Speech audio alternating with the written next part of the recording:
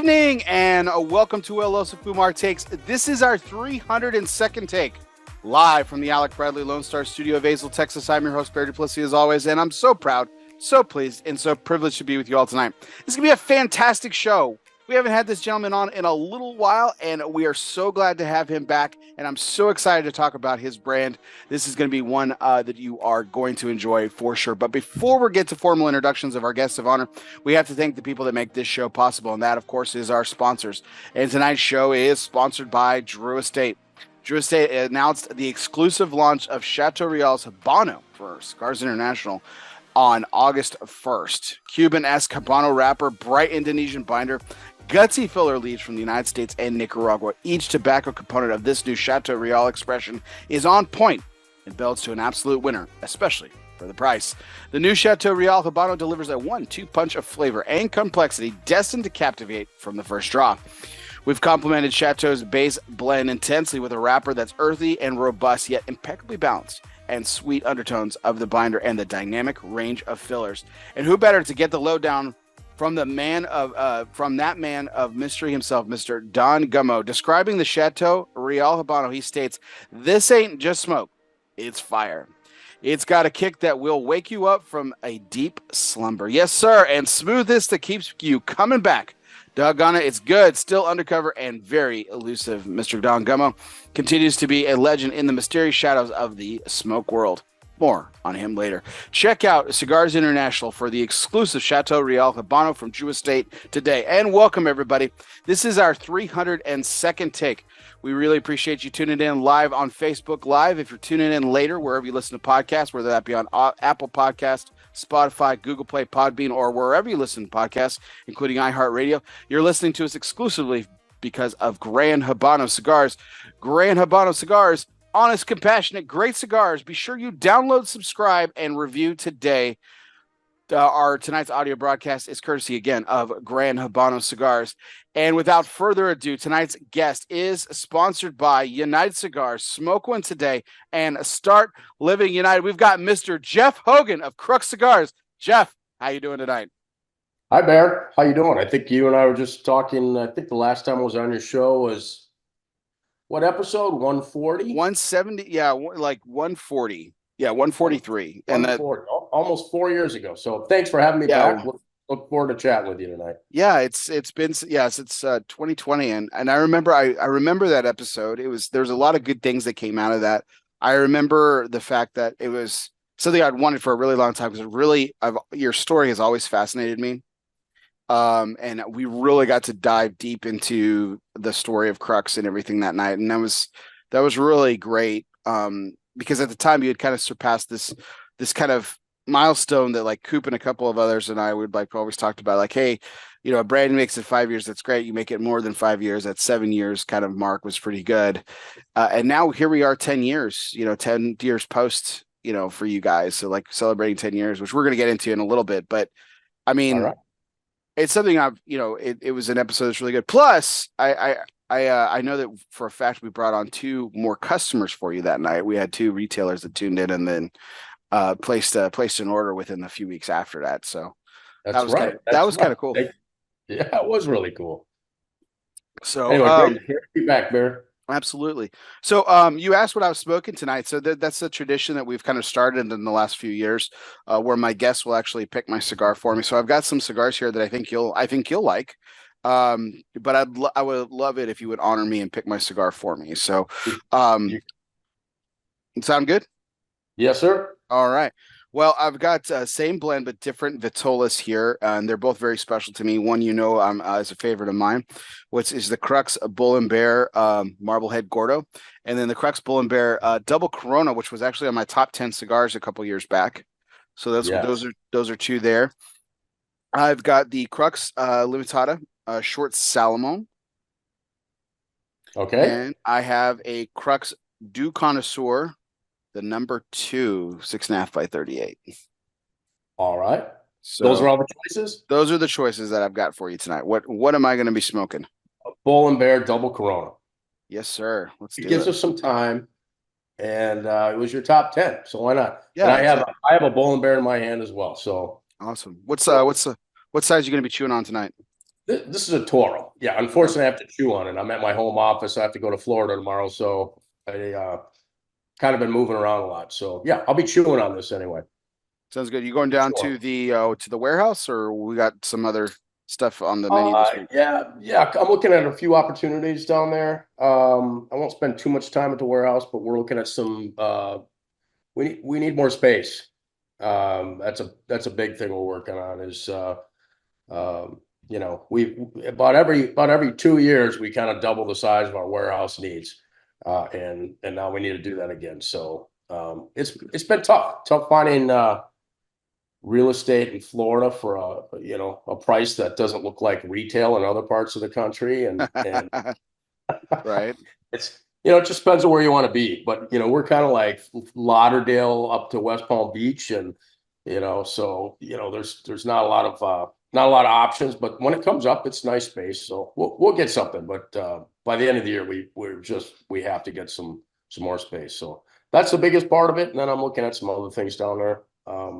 It's what we try to do as a company. Is we're just always looking for new opportunities and new relationships, and I got a great team of guys that share that vision and do that as well. So yeah, just 3-day trip. Then I'm back.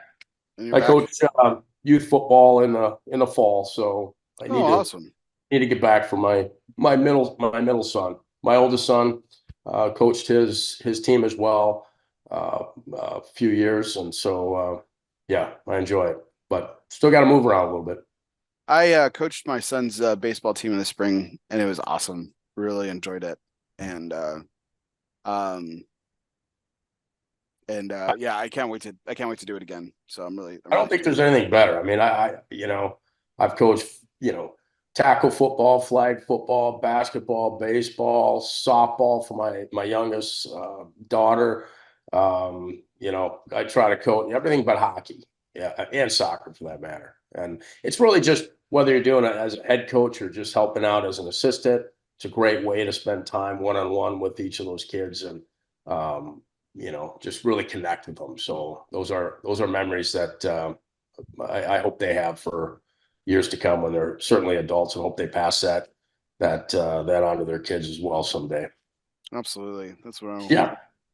All right. Well, I got this double Corona kicked off, and I used my ST DuPont new Fluo lighter to light it up, and I love this lighter. It's fantastic, and it did a perfect lighting job on my double Corona. So it's a Fluo, you call it? Yeah, it's the Maxi Jet Fluo lighter.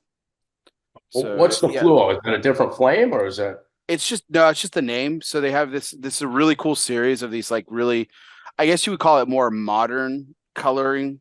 So I've got the bright neon orange. There's a green and a blue. They're really catchy, and of course it's DuPont, so like the quality of it's really fantastic too. And then they're solid.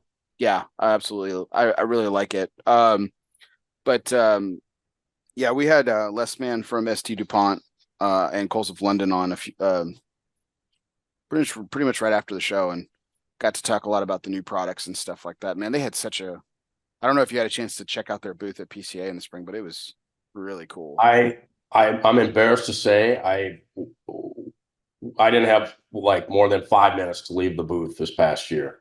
So I didn't get to see anything. And as you know, I started off as a retailer. So my favorite part of PCA is walking the floors, seeing new products, especially, DuPont was always one that I would go to, see what new collections they had, Ellie Blue, some of the other luxury items. So yeah, it's next year hopefully we got enough bodies in the booth that, I can leave for a while. Yeah. I know you got other people that handle this now, but is Tobacco Grove a ST DuPont retailer? It is. Mm-hmm. Yep, it has been for I don't know, 20, 25 years, 30 years maybe. Oh wow. Okay, so you're very familiar with the products. Nice. Yeah, but not the new ones. I don't make it into the retail store very often, but when I do, I kind of look around to see what's new, and I should look in that cabinet, and I might have to snag one of those lighters for myself if they go. Upgrade a little bit of the collection for you. So yeah. But so I know we were talking about kids and everything a minute ago, and I know both of us had to put our kids to bed before we kind of got started tonight. But what I don't know. I know when does school start for Minnesota? Is it like have you they've been in school for a couple weeks now, or is it? No, they haven't been yet. Most kids in Minnesota, I think they start right after Labor Day, like the Oh, okay. day or two after Labor Day. High schools might have freshmen come in day after Labor Day, and then the rest of the kids the following day. My kids are a little bit earlier, so they go back, I don't know, like in like 10 days. Okay. Yeah. How about you? Your kids are My in school? kids, yeah, my kids started this week, and some kids actually even started earlier around the country. It's crazy to me. Like I thought, like how, like, because I remember when I was young, I started in September, the day, after Labor Day, and then it went into August as I got older. But it was kind of but it just seems like they start so early now. Oh Yeah, yeah. it's crazy. Well, and as parents, it's always that stressful time of the year where school's out, then you got to figure out what you're going to do with your kids all summer. Um, it's a constant battle of keeping them busy and off of screens and video games, and it's a little different than when I grew up, and probably you as well, a little bit older than you, but Right. summertime, it was my mom would kick me out of the house in the morning and say, come back for dinner at 6 p.m. There you It's go. just things are different, but we didn't have all the screens, now kids just, talk to a lot of parents, they all kind of have the same issue. It's got to keep them busy, right? And Hmm. that's kind of a full-time job as parents as well. Yeah. So What were you like in school? Did you do well in school? Did you enjoy school? Did you hate it? Like what were your feelings towards your like secondary education? depends on I think I did pretty well in school. I excelled in things that were of interest to me. I did not excel in things I didn't have interest in. Um, if I had to do it all over again, so I was an okay high school student, you know. Yeah, I don't know. I mean, I think some kids pick it up, strong students all the way through, and I was certainly to high school. And once again, when I found something that I liked, um, you know, college courses were the same thing. If I found something I liked, I did really well. And, so it kind of Yeah. translates into not the highest GPA, but, when I dive into something and I like it, then I tend to learn everything I can about it and stay, and I get hooked, you know? That's where I told people when I was interviewing, I was like, my GPA is strong where it counts. Yeah, that's where mine was. And as far as student, like I was always good at math, math and English. English in high school, I hated it, so I didn't get it. And I had a teacher in high school that I don't know what it was, but I didn't like him. He would call on me in class all the time, and we got in an argument. Actually, I believe it was my junior year of high school, and we got in an argument. And I told him off. He took me out in the hallway and he said, I just think you're missing your opportunity here. And I keep calling you out because I know you're not interested in my class. And I think you would do really well if you just gave me a chance. And so we actually had a pretty good conversation. Um, Oh and, wow. and then I did well. And I remember going to college and you had a test in for, math and English. Hmm. And and English was just here's the topic, here's the subject. You need to write an essay, and you have 1.5 hours to write an essay on the in. And because of that teacher in high school, I wrote a pretty good essay. I mean, that's the one thing that I took away from him, and so I actually tested out in English. Not that I should have, but that's how they tested us. So I don't know if That's that's cool. common through other schools, but yeah, I don't know. But as you get older, you have your regrets. You Oh learn yeah. more. You understand. I know with kids, kids are the same way. If they're interested in something, they're going to learn about it. If they're not interested, they don't want to do anything about it. But it's all about brain development, right? And a boy's brain doesn't fully develop till they're 27 years old, and a girl's brain doesn't develop till they're 25.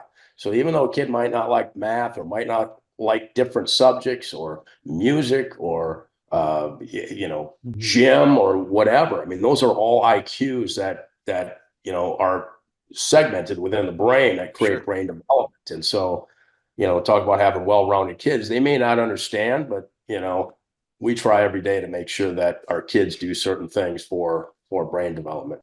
Yeah, You know, absolutely. Yeah, I they're think. still. Go ahead. I'm sorry. I was just gonna say they're still brain dead from time to time, but they're good kids. Yeah. Yeah, I think if I always say the school came really easy to me, um, and I wish I had taken college more seriously. Unfortunately, I wish I had taken more classes, and I took a lot. I took a lot in my major, um, my majors. I was double major, but um, I wish I had kind of explored a lot more. Maybe I could have found other things and other opportunities. Wish I had taken more business classes. I would have wish I had understood business a lot more. I think it would have helped me a lot more in my career now as a, salesperson in my day job. So, but I you live and you learn. You kind of get by and you figure it out along the way. Yeah. So, Well, you do, and you can always continue to learn. And we have more definitely. access. We have more access to books and information and concepts than we ever have in a very compact, shortened way. So Right. it's a number of those apps. I don't know if you use any of them, like Blinkist or kind of the cliff notes of certain business books and stuff. Yeah. I mean, you could read one or two of those a day and get basic general business concepts that might be not might not be like totally ingrained, but like you'll get the concepts and it kind of connects dots on a lot of things. So I find that to be a good one. My biggest regret is not learning Spanish better. Yeah. I mean, I took 4 years in high school. I'm not in Central America as much as I used to be, try to get there 4 times a year now there. But for years I was down there every month for 1 week a month. And I wish I'd made more of a point to immerse myself, and get in a lot of these factories and people want to practice their English. So, Yeah. um, that's something I still would like to learn better. I can kind of understand it, but speaking it, particularly in uh, outside of textbook, is still difficult for me. How about you? Speak any other languages? Um, that's funny you mentioned that. That's something I wanted to get better at. I grew up in on the border. I grew up in El Paso. And so Spanglish was the language of the day, and it's terrible because it's just an abomination of both languages meshed together. Yeah, yeah. And so my youngest son actually started as a 3-year-old. His teacher is bilingual, and she was teaching him Spanish. So I threw myself into it. I do Duolingo every day, Oh yeah. um, and I understand it really well, and I read it really well. My speaking again is not very good. Not very good at all. I imagine if I immersed myself, like you said, I could probably do a lot better because again, understanding those other concepts and the words and how they kind of relate and stuff like that. And I'm getting really good at when I'm reading stuff. I'm reading it, I'm seeing it in Spanish, but it's translating in my head really quickly as Okay. opposed. So that's really good too. Like that's where I can see my progress. I wish I had more opportunities to speak it. I've tried on occasion and I've done okay in certain situations with it, but I tried ordering food at a restaurant in Miami, I don't know, about a year and a half ago. And they just kind of looked at me and I was like, I mean, I didn't think I was ordering anything too complicated. I just said I wanted I wanted the red rice. I asked it for it in Spanish and she just kind of looked at me and I'm like, okay. And she had to get someone to come over. It was kind of embarrassing. She had to get someone to come over, and I was like, "Can I just order in English? I'm sorry." Like I was just trying to practice my Spanish. Um, yeah, it's kind of funny, but Well, um, you know, yeah, I mean, that's what I mean, the other thing I suppose you could do is I know like in Nicaragua, all the guys down there they watch movies in English and watch TV shows in English, and that's how a lot of them are self-taught. A lot of them are self-taught. Um, so maybe I should do that. Maybe that would be a little better. I don't know. yeah.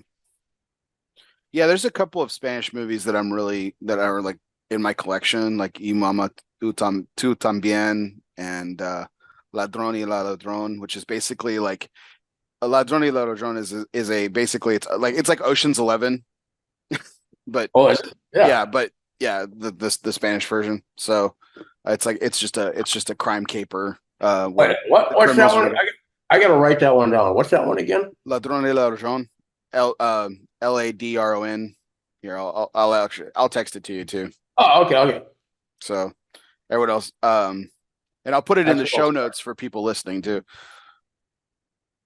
Yeah, that's a good But start. yeah, but it's a good film. It's fun. So um, I'm like um, excuse me, I just looked up Ladrón que la roba ladrón. So um, but yeah, it's pretty cool. Like I don't know, it's a pretty cool, fun film, and I really enjoy it.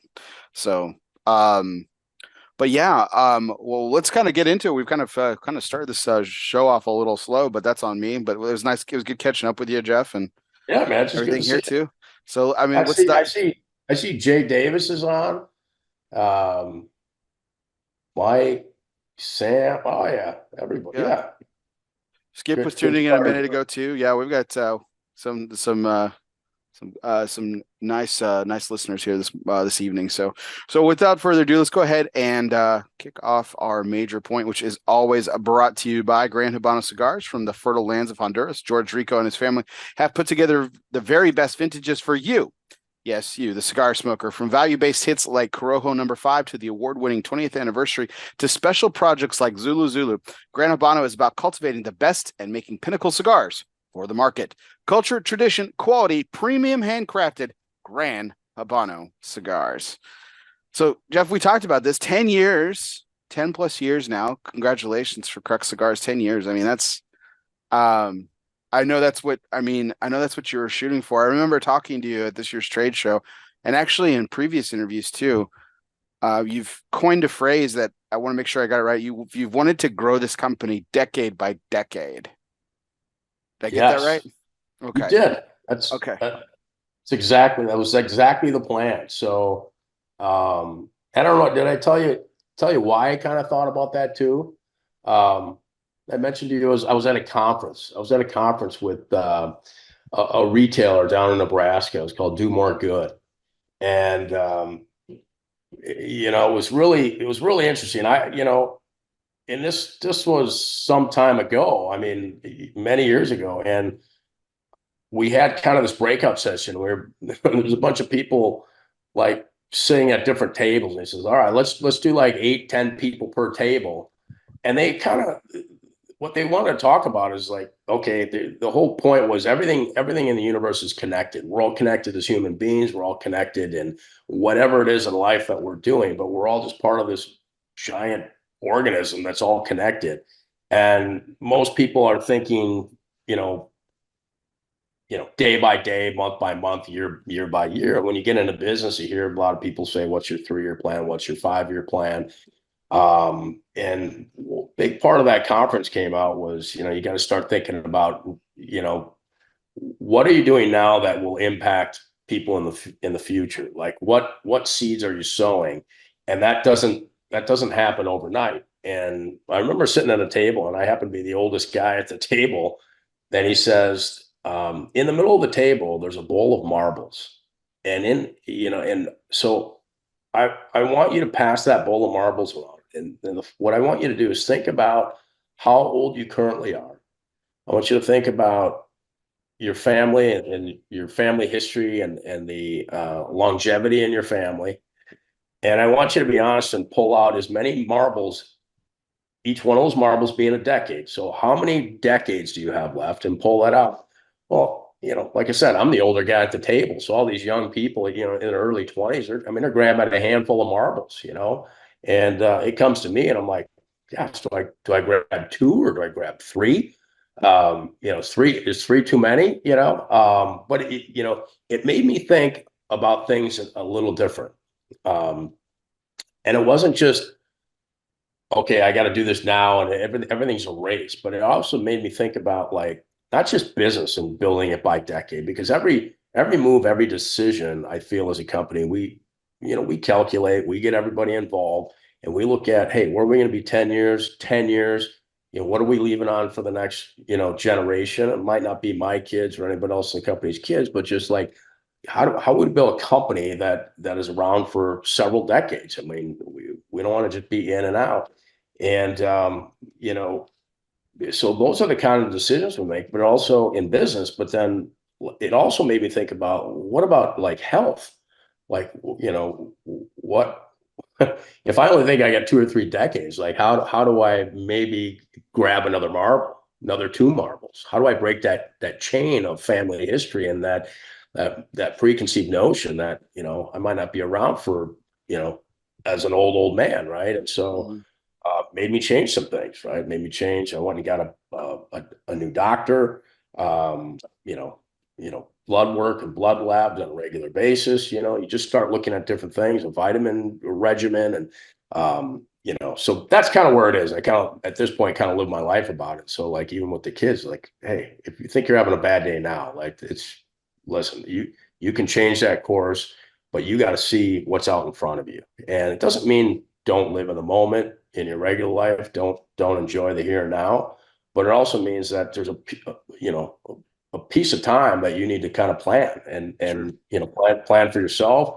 Invest in relationships, invest in your future and in future generations. So yeah, but yeah, thanks for bringing that up. Well, even with like, so with this watershed moment that you had at this conference, and that's really, I mean, that's a really great way of looking at it. You have mentioned that story to me before. I actually think I need to do that. I think the last time before, I think I was just kind of like, oh, that's a great story. But here I am, I'm 40 years old now. And again, I got to think about the marbles that I've got left, and I think that's a really good way of looking at it.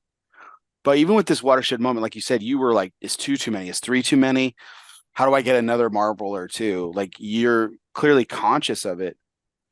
But Crux is anything, like you've done a lot in 10 years and then things have changed a lot in 10 years. But I think as we look back at the decade, a lot has changed. But if we kind of take any kind of moment in Crux's history and even today, and please take this for the compliment that it is, Jeff, you're very, you mentioned this word a second ago, you're very calculating. You're slow to change. You're slow to releases. You're slow to market on a lot of stuff because you want it to be right. Like I said, please take it for the compliment that it's intended Yes. for.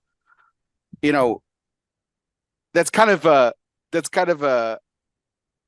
flip, a flip flop of how this conversation started. You're talking about like I don't have much time left, but yet you still slow things down. Like how did you come to those? Like how did you get those two opposite realizations to meet and be comfortable with it? Well, because I mean, building something I think is greater than ourselves, right? If you're building your family and what you pass on to your family, and I'm not talking financial. I'm talking about life lessons and um, just like in sports, right? I always tell my kid, you don't have to be the best person on the court or field, or the best athlete. You need to be the best person, right? So I'll say that again. You don't need to be the best athlete on the court or field. You need to be the best person, right? So, my kids go out, they get on let's say they're playing basketball. They're the first ones to, fist bump the referees. They're lifting up the team. They're not complaining when a foul is called on them, and those the sooner I think you can do that, you can teach those life lessons. I'm just giving you one of many, but I think it's ingrained in them at a very young age. And it serves them well when they get older. As far as knowing that, yeah, I mean, I'm 53 now, so I'm 53 years old. I feel like I still have a lot of time left, but in the grand scheme of things, it's not a lot of time. You look at the cigar business, you say 10 years, and yes, we've changed a lot over the 10 years, made a lot of decisions. We made a lot of pivots, right? Mhm. And yeah, we're a small company, so we are nimble to make those changes, but we still don't make them quickly. We put a lot of time and thought. We talk about it as a team, almost talk about it ad nauseum, just so we can get the right answer, right?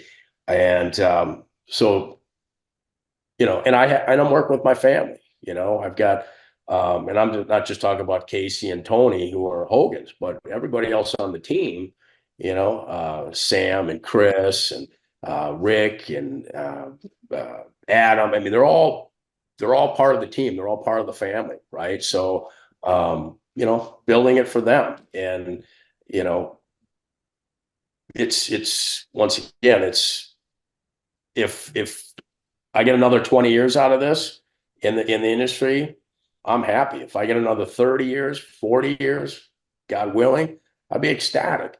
But our industry better than most. And 10 years in, yeah, it's an accomplishment. It's our own milestone. Mm-hmm.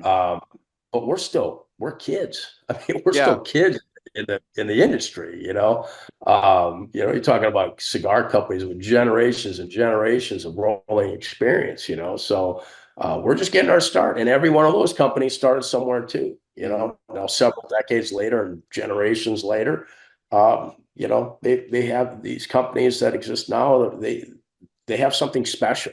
They have a legacy. They have their own folklore. They have equity. They have all these things, and of course, wonderful people that work for them. And that's what's great about this industry is over time you build that equity, you build it with people, and that's what I want to.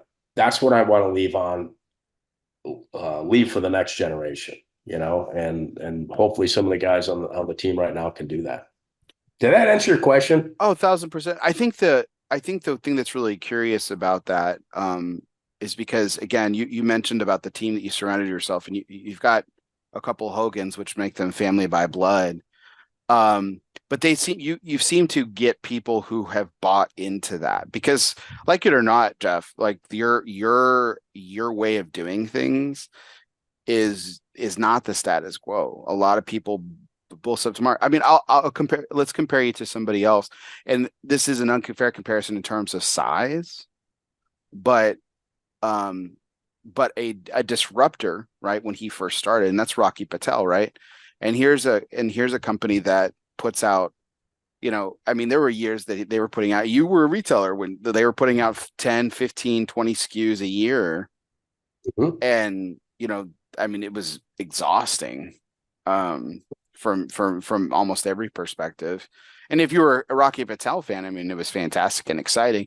But I mean, a lot of people followed that movement. In fact, we often, it depends on who you're talking to in the time of day, but we often complain about the what's new mentality. But I'm guilty of it too. I love cigars, so of course I'm excited about the new stuff. I always will be.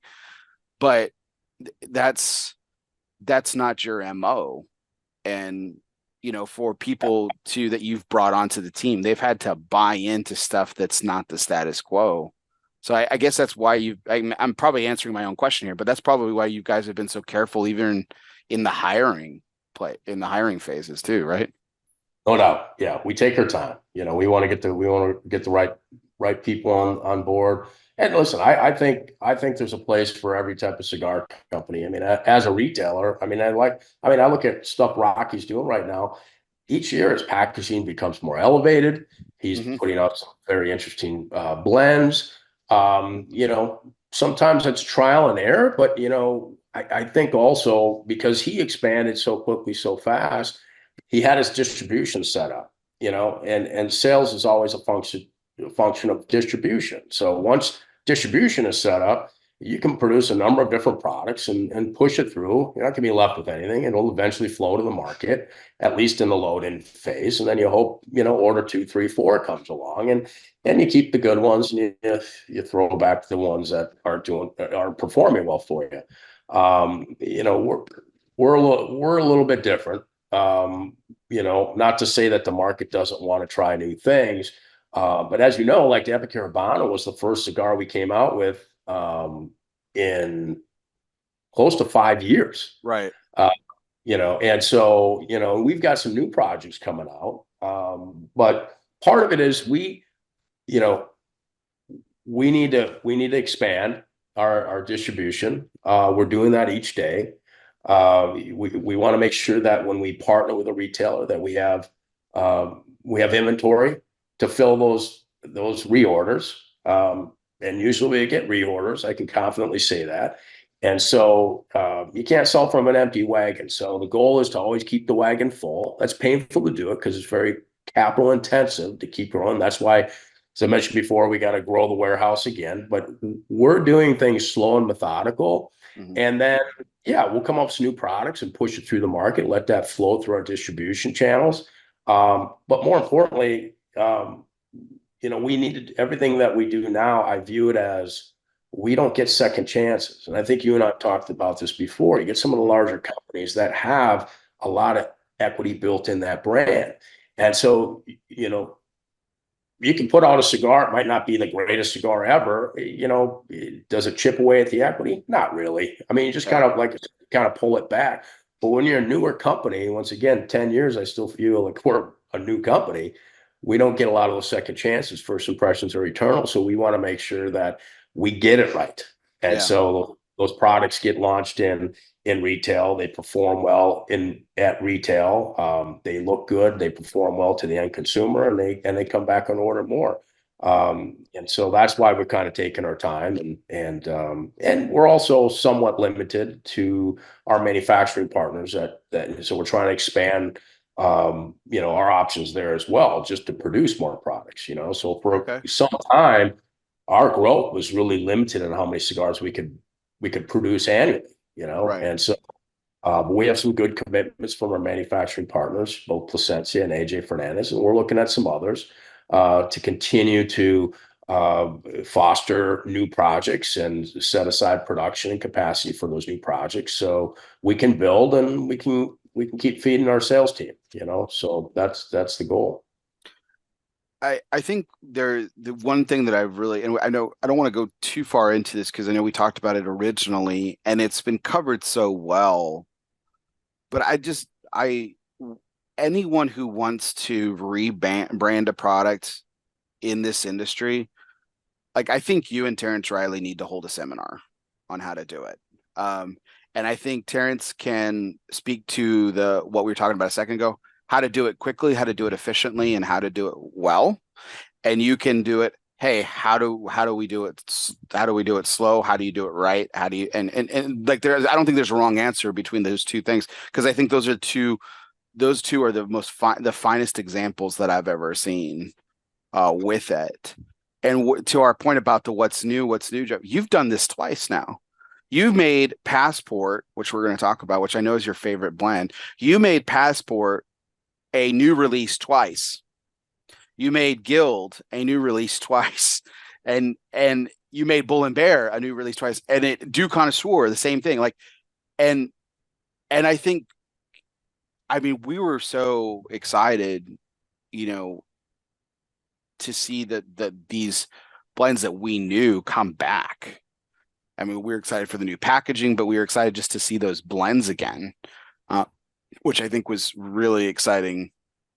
To your point, so it was almost like a new release again, even though we knew what it was, which was really Yeah, great. absolutely. I mean, when we started off 10 years ago, we had a number of releases, and obviously we went through our rebrand, a little over 5 years ago, which completely changed the trajectory of our company. It went from a brand that was hardly noticed in a humidor, which a lot of them are. I mean, cigars are brown. There's a lot of browns. There's a lot of browns, and we spent a lot of time, a lot of money going through that rebrand process, as you know, through our primary logo to our iconography to our packaging to everything. We kind of stripped it down, and we just wanted to get it noticed. As far as cigars that immediately had the rebrand and some that didn't, you know,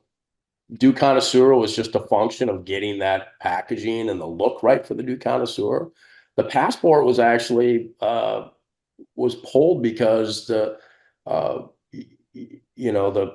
the cigar wasn't performing the way that we wanted it to perform.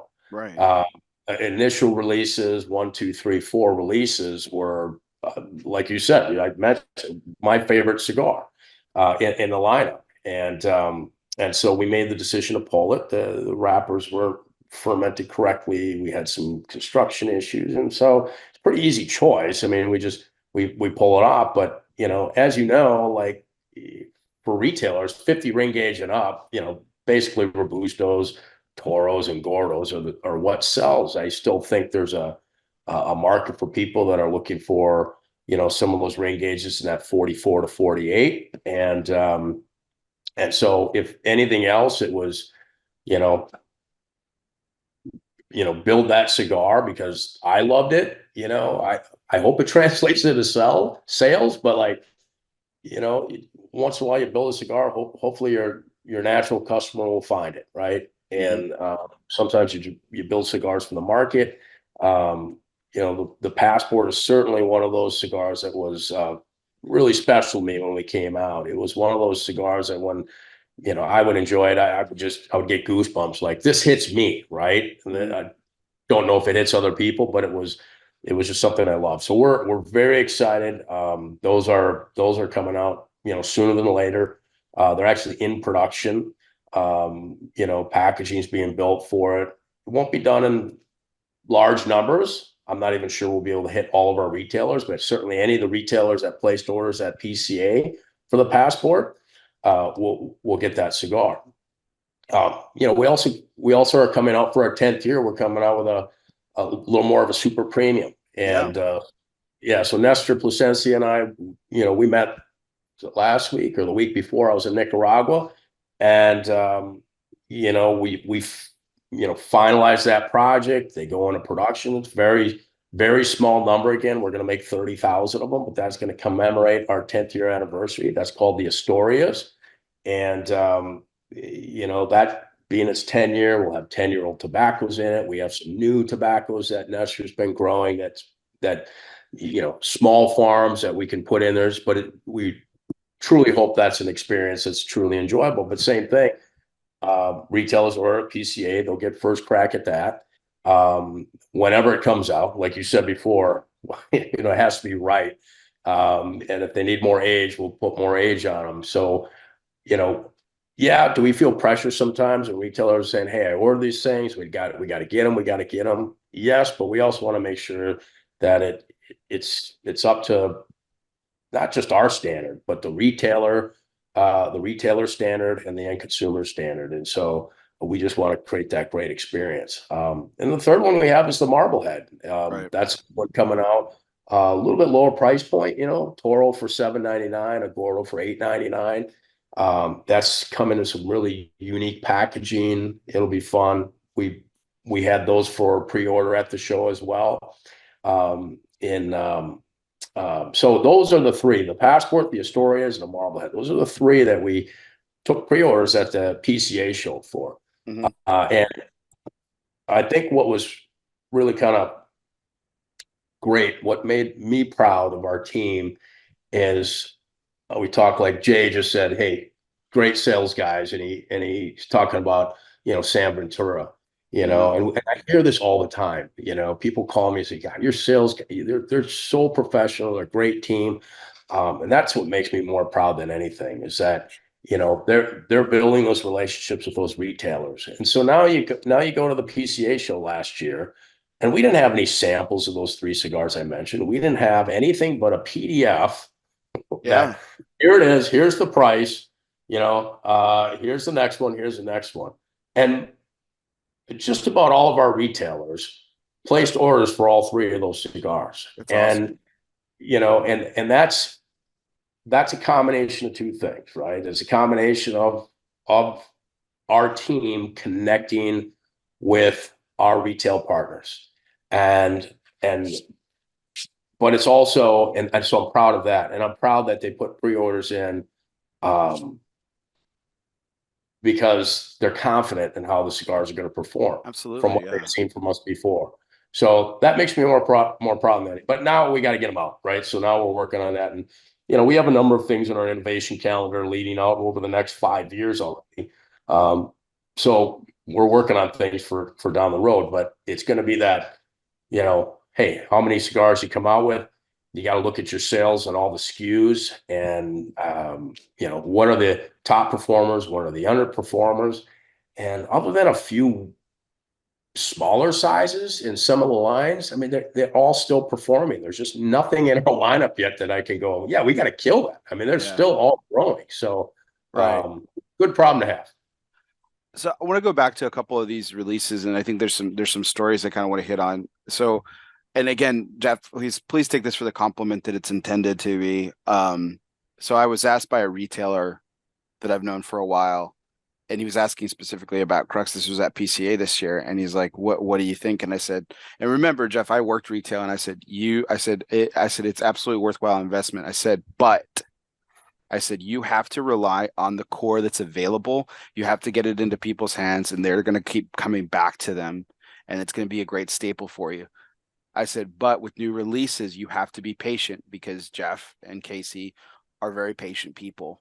And when they deliver it, it's going to be right, but it's going to take a while. So, Yeah, usually no. You're right about that. and so and he was like, okay. And I said, just don't jump down their throat about, if they say, if they've got, I said, I hadn't been to your booth yet, so I didn't know anything. I said, I haven't been by their booth. I don't know what's new. If they have anything new, I said, but if they've got something new, whatever just know that you'll get it. You'll get it eventually. It will be delivered, but when it's delivered, it'll be right. So like, don't expect the new release to carry the core if you're going to be new to this. And I wasn't sure, to be honest, I wasn't sure if he had carried you guys yet, or if he was just thinking about bringing you in. We didn't get Okay. too that far into it, but he just asked me what I thought of you guys in general. And that's always been my assessment of Crux and stuff. There's a story though, and I think it kind of gets exaggerated over the years, Jeff. And I just want to, and I'm not going to mention the specific manufacturer because I think that's a little unfair.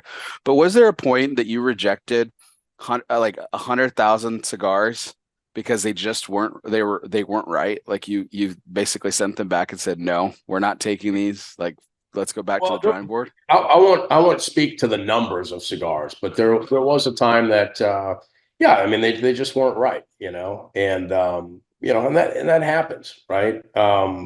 It's painful, I don't know, other brand owners have done the same thing.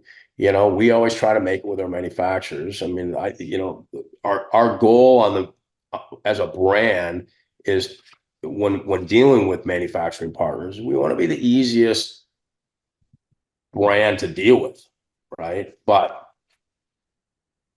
when there's an expectation created, right, and a specification, so when you spec out a cigar, the blend has to be this, the colors of the wrappers have to be this, it has to perform, and everybody signs off and agrees it. We're definitely gonna make sure that you know uh, it's a bilateral agreement, right? So like and if it's not right, we're just simply not going to take it. Is there other things you can do with that cigar? Sure, not us. Somebody else can do something with them. But yeah, so it's happened. I can tell you that was early on.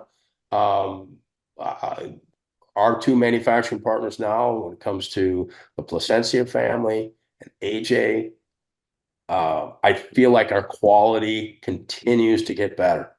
And every shipment, we're growing as a company, so our units are going up, and that was my big fear, and that's why we wanted to grow slow. Is I wanted to make sure that, once again, because we're a new company, right? You don't get a lot of second chances, so each order grows and grows and grows, and so, but we're producing enough cigars now that there's dedicated rollers for our specific blends in specific sizes.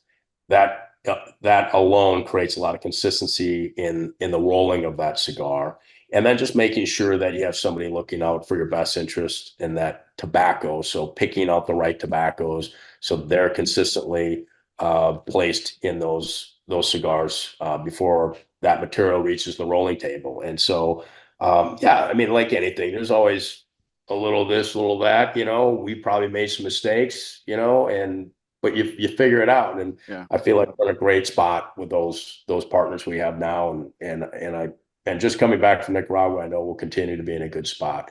So yeah. Answer me this, Jeff, because I think every factory kind of goes through this, kind of goes through, like, there's ebbs and flows, right? I mean, we're talking about an agricultural product where it's hard. It's hard to have 10 out of 10 every time, year after year after year. It's just really rare. There was a time, and I want to say this was leading up to the birth of Crux Cigars, and you've been in this game for a really long time. I felt, and I was thinking about this the other day, and I mean no disrespect because they're a legend in the business, and the cigars, yours included, their own brand included, the cigars that they're cranking out now are su superior, superior quality, superior flavor. They're fantastic. But I feel like there was a time before Crux was launched that Plasencia didn't have the greatest reputation in terms of quality. And it just felt like a lot of cigars that came out of Plasencia going up, leading up to 10 years ago were just, I hate to say the word mediocre, but it just seemed like there wasn't a lot of bang, there wasn't a lot of excitement, there wasn't a lot of consistency. There were some cigars that were good, some that weren't. And like all of a sudden, I feel like 10 years ago, I mean, we can say it started with Crux, or whatever. It just might be coincidence, but I feel like they hit, as many decades as they've been in the business, and they're legends, right? But I just feel like the last 10 years or so, they've just been, I mean, it's just been fire. I mean, just your stuff included, their brand included. I mean, it's just incredible. I mean, incredible stuff. I mean, am I imagining things? I mean, like, or was that true? Well, did you guys feel that from the retail side? No, absolutely, Bear. I mean, as a retail, I mean, obviously Plasencia, other than the Organica, really didn't have their own cigars. They Sure, of they course, produced yeah. cigars for both catalog companies and some other brands, and they had a lot of success when I remember I think it was 2008 when Casa Magna Right. got the Cigar Aficionado's #1 cigar of the year. Probably at that time they were probably producing a couple 100,000 Casa Magnas that swelled to well over 1 million. So they were able to ramp up quickly as well. When we started, when you look at every factory, and I met with most, and they were all gracious. They all spent time with me, and like all of them. And the one thing that stood out with Plasencia is um, their commitment to tobacco. And so, what was there a lot of magic in the blending room back then? There wasn't a lot of magic. They did their best, but they had the best tobacco. Their process, their methods, and a lot of other companies have learned from that. So, Hmm. particularly, Senior, I mean, he's in the farms every day. He's moving around. They're constantly learning. They're constantly doing better. Nestor Andres in making, he spent so much time in bringing experts in to just improve the soil and produce better tobacco. And so yeah, what kind of happened was we heard a little of that, especially when we started the brand, and that they were a company that they did all the right things producing the tobacco, and that's all pre-production. That's building the tobacco and the material going to the rolling table. And once it got in the production room, there was some things that were there were some mistakes made. And so, you know, the Placencias hired a company, they reorganized, their entire process, their flow, their quality control was all stripped down and rebuilt from the ground up. And so instead of supervisors walking around a factory floor watching people roll cigars and just making sure they didn't share the Wi-Fi password so they're, texting and not rolling cigars, these floor supervisors became quality control supervisors. They were quality control experts walking around the floor. So instead of that cigar being rolled and it goes in the quality control room A, and at the end, people just kind of look at it, barely touch it, and say, that's great. They implemented, like I said, they stripped it down. They implemented a lot of new quality control standards. Oliva was one of the best I've seen when back in the day when I went through and looked at those quality control standards. And so my point is, they're constantly trying to produce better tobacco. And I think they're making, I mean, and everybody's learned from them, right? Hmm. Um, Now they launched their own brand, right? Now it's kind of like, wow, I mean, what's that going to look like? And they put the best rollers on it. So now the production part of it became extremely important alongside the tobacco production. And Placencia cigars are now obviously like superbly constructed, handmade premium cigars. And so now, we walk into a retail. Now that's why I'm so happy for the family that they were able to. Number one, they should have their name on a cigar. They bleed for it, Yeah. right? I mean, to this point. And so now now they're on shelves everywhere. They're exceptional quality. They're great experiences, good value. And I'm not talking about price. I'm just talking about the experience you get with smoking one of their cigars.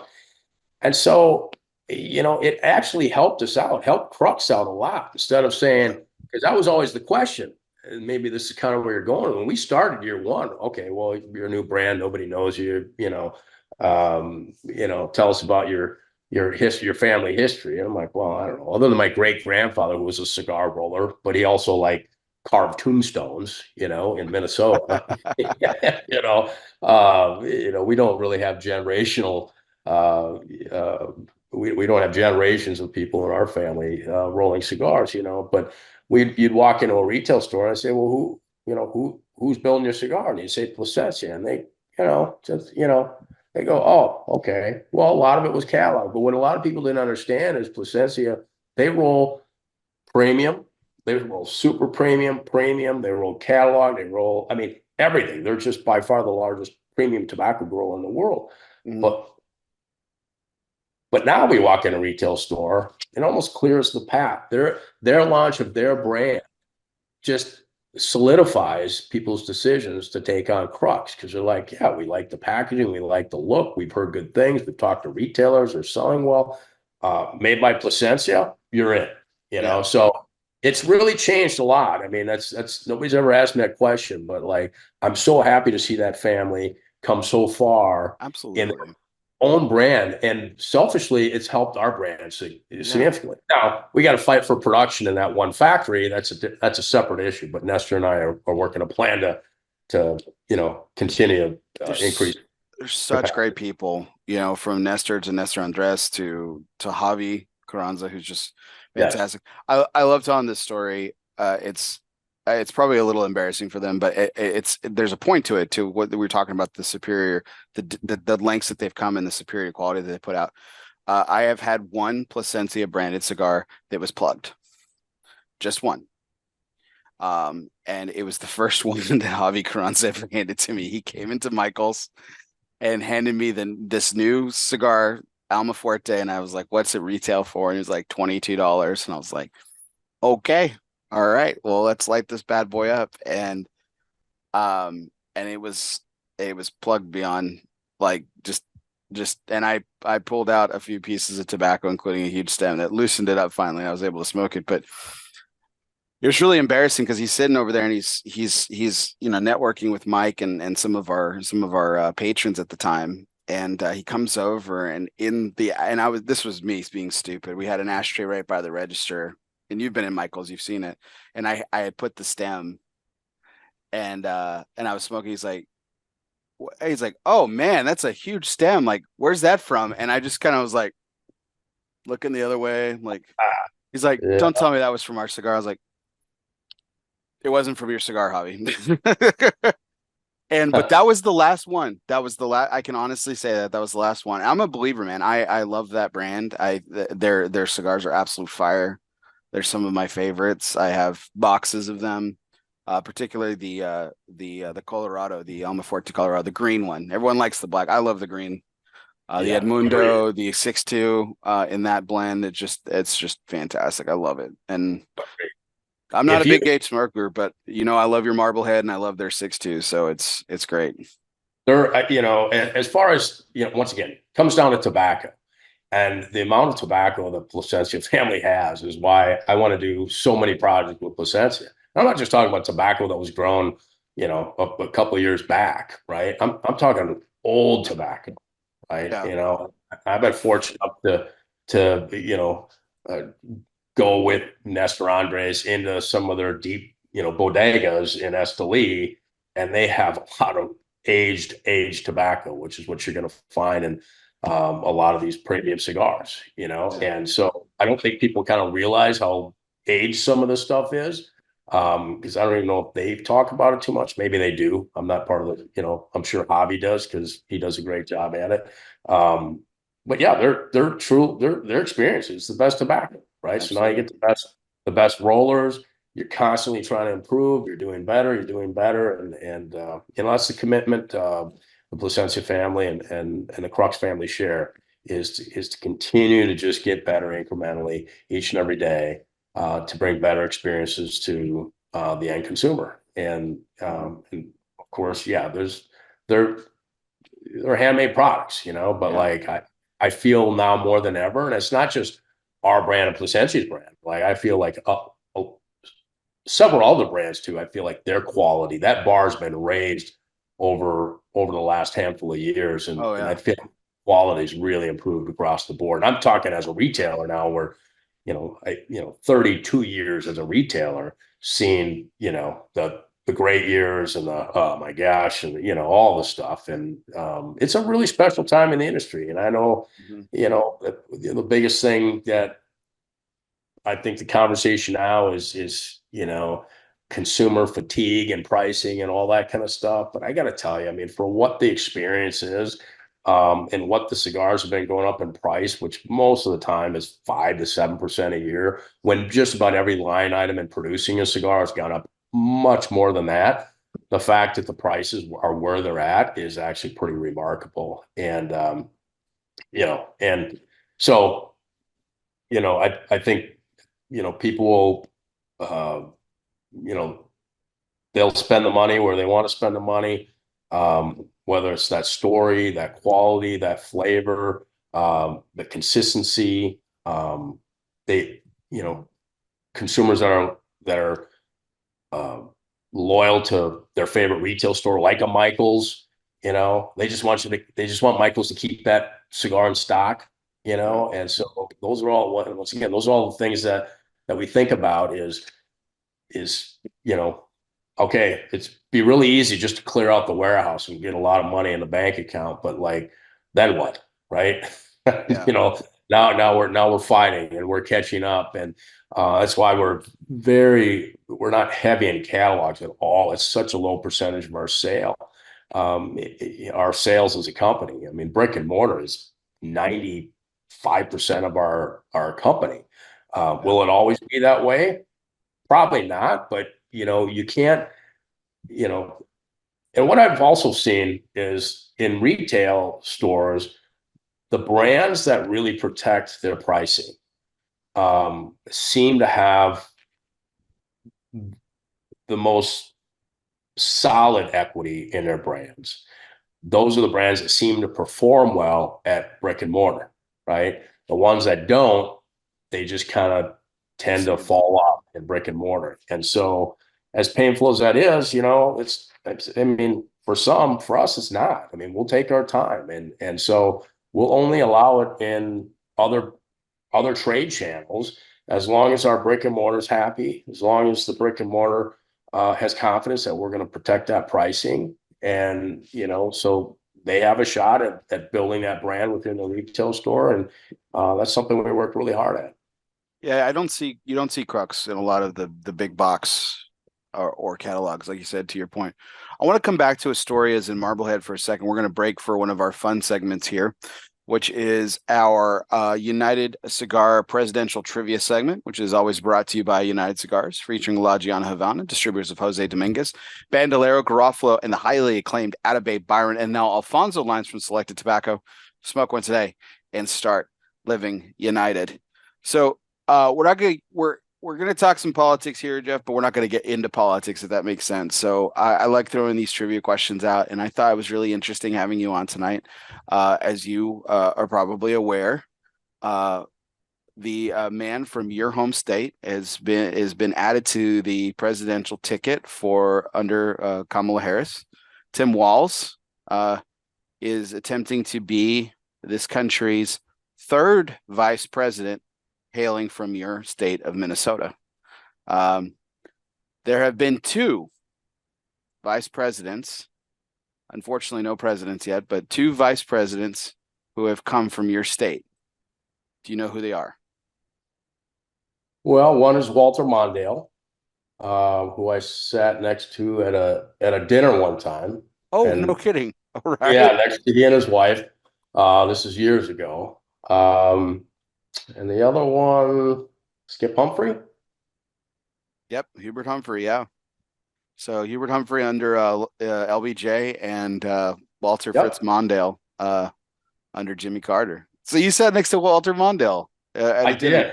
And his wife. What It kind of was dinner was this? Was it a charity or something, or what? oh, What you know was what it? it was? My uncle, who I'm very close with, he was in the construction business his whole life, and there, so he rebuilt this synagogue in in Minneapolis, and when they finished that project, there was a meet and greet, a luncheon, and a speaking by Bill Clinton. So my uncle's like, I'm not a huge fan of Bill Clinton, but it's very expensive per plate. But any chance you'd want to go and just meet Bill Clinton and do the whole thing? I said, sure. So that's what happened. So we started the luncheon, and it wasn't a big group of people. And I was sitting next to Walter Mondale, and we ended up talking about, like, what do you do? Well, I'm in the cigar business. What? I mean, and so it was a great conversation. They asked a lot of good questions, and in fact, and then when the lunch was over, we were supposed to go into the main auditorium of the synagogue and for Clinton's speech, and Walter Mondale's like, "Hey, you want to come sit next to me? We can you know listen to Bill together." And I said, "Yeah, sure." So we were chatting it up again, and yeah, it was a neat experience. That's awesome,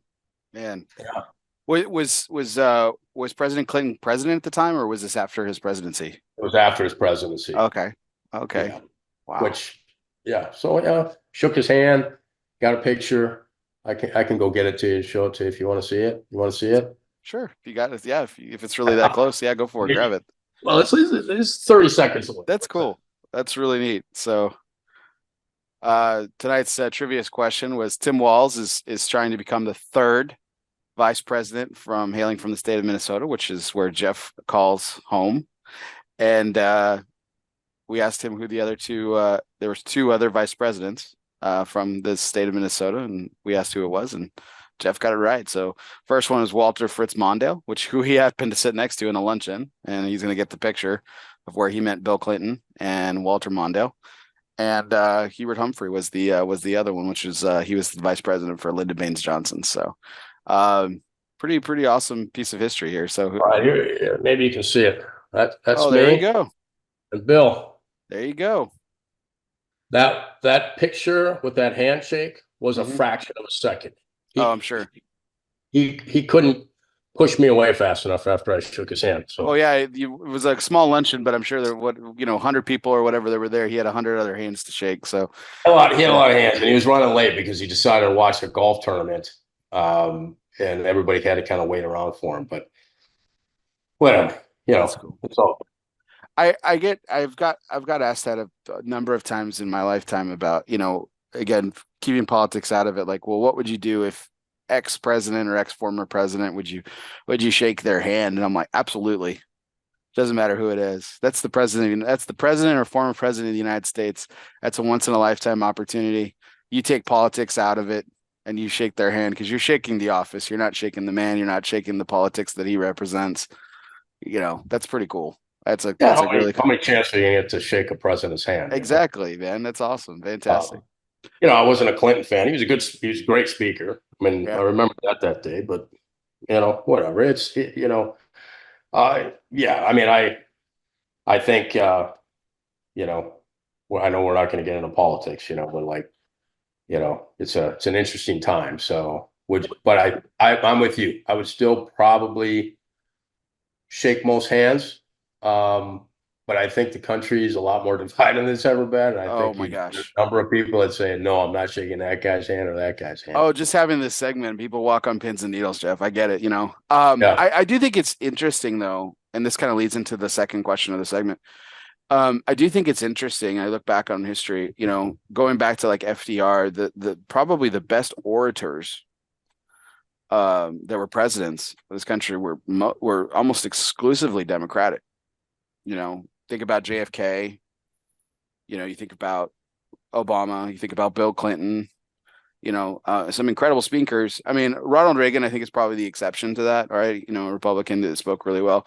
But even Jimmy Carter, like his very folksy, homegrown, persona that he kind of put on in the spotlight was a very good speaker.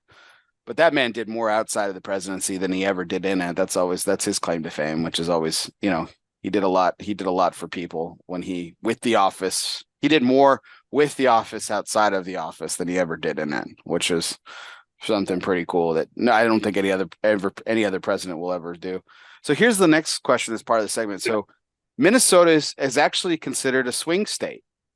Mm-hmm. Which I think is really interesting. So do you know the last time that Minnesota voted Republican in a presidential election? It would have been. It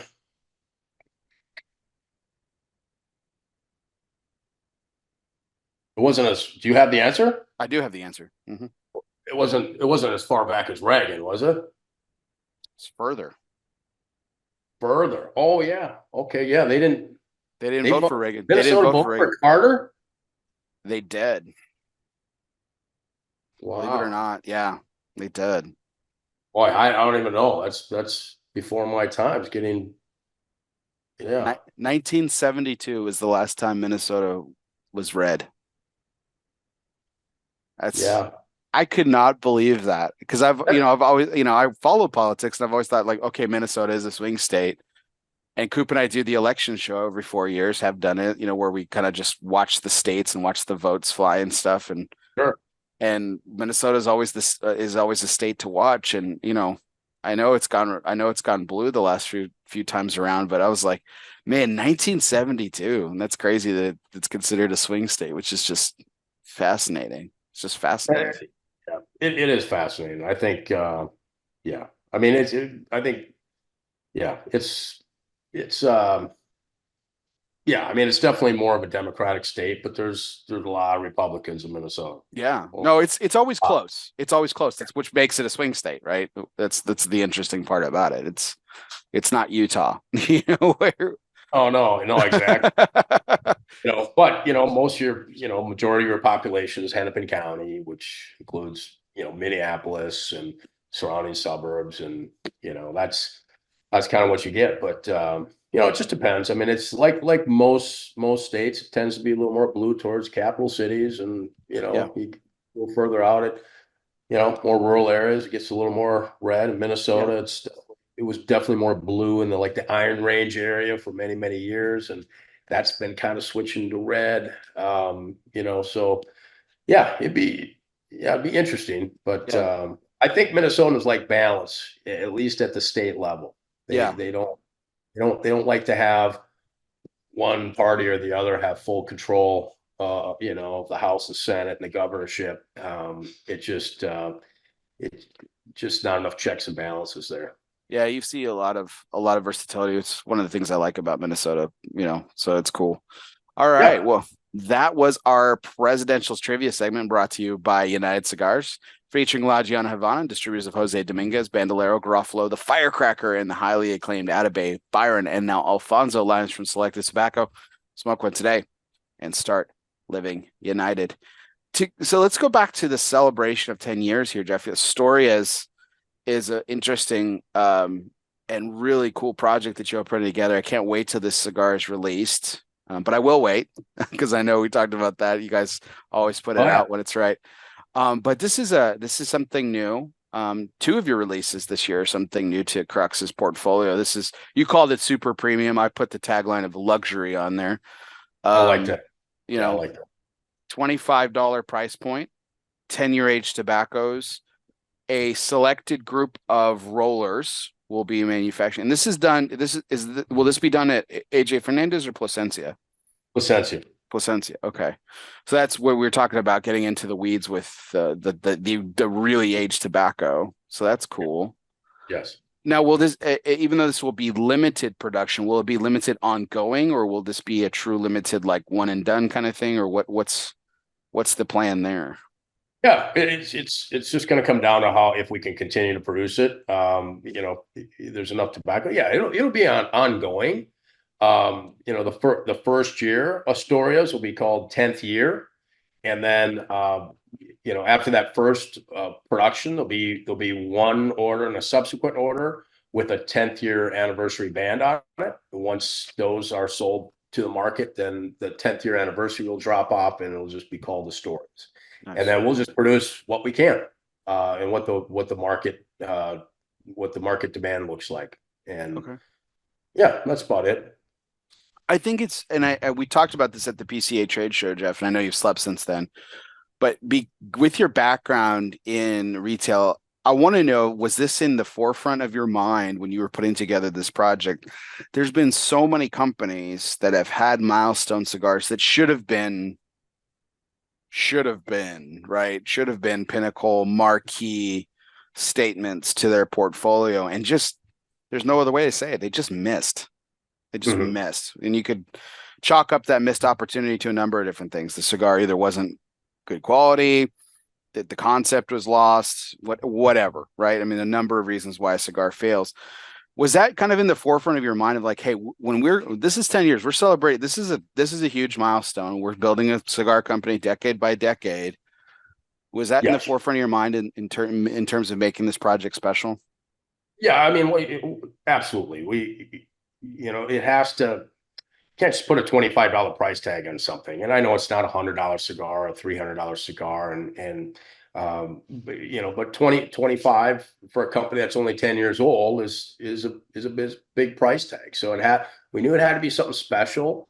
We're not looking, like I said, we're not looking at producing it in large quantities. We wanted to use it to celebrate that milestone and celebrate it with our family in Nicaragua, the Plasencia family. So, both equally committed to put together a project on our side, working with the Plasencias to produce a blend, deliver on the overall look, the aesthetics of the packaging, and it'll be, I think something uniquely different than what we've done so far. So hopefully that's well received in the marketplace. Mhm. And Plasencia's commitment is, yeah, get us the best tobacco and let's get the best rollers. And this is his name, when it finally gets released. I mean, we're going to give all the credit to the Plasencia family in that cigar. I mean, yeah, we can say we made it 10 years, but once again, we're just babies in the industry. So I see it as a milestone for us. I don't think the end consumer, the rest of the market is like, whatever, 10 years. But like for us, I look at what we've done in 10 years, the decisions that were made over the last 10 years. Mhm. Uh, the good, the bad. We've made mistakes. We've learned from those mistakes. We're constantly learning. We're constantly growing. And this 10th year cigar is a culmination of those successes and failures we've had over the last 10 years. And what better company to celebrate that with than the Plasencia family, kind of where it all began. That's cool. So yeah, so we're really excited about it, and can't wait for everybody to try it. We'll get you some samples here shortly. Sounds Yeah. great. Um, the I think you made a comment earlier about the prices in the marketplace and how, a lot of people are, and everything's going up, right? But when you kind of take a look, you said, and I don't want to misquote you here, Jeff, but you said you look at it from a more 30,000 foot level, the prices of where cigars are at today isn't exorbitant as it feels. Does that characterize your comments appropriately? Yeah, I mean, I think you hear from people in the industry where, like I said, they're getting a little tired of some of these more expensive cigars, and I mean, really, you buy them or you don't buy them, right? You don't have to Mhm. buy them, but I think it's evident that once again, what if people knew what it cost to produce a cigar today and what it cost 5 years ago, two completely different things.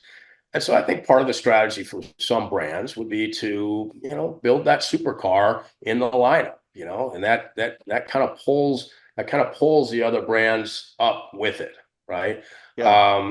And that's one way of looking at it. I think and I say that because I believe that's strategy for most companies. Not that they're going to go sell several $100 to $300 cigars, and if they can, more power to them. I think it's great, but you kind of need it just to kind of take that that